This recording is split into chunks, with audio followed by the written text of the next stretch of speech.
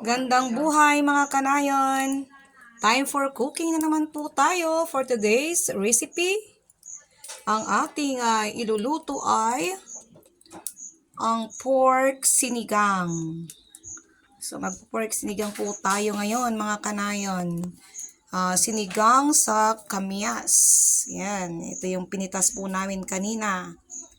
So ito ang ating pork meat, buto-buto. Mas masarap po kasi nga magsigang ng pork kapag ang gagamitin po natin ay buto-buto. Malasa po kasi, 'di ba? And then naglagay na po tayo kanina ng dahon ng laurel, ng sibuyas, at syempre maglalagay tayo ng black pepper. Yan. So ang gagamitin po natin na paglulutuhan ay itong yan.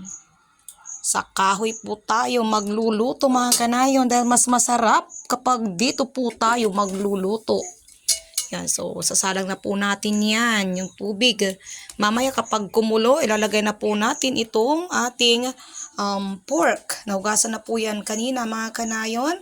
And then, mamaya konti, syempre, ilalagay po natin itong kamyas. So, maglalagay din po ako mamaya ng nor cubes. Isa lang. Okay, so ito yung ating lulutuin. So, thank you for watching.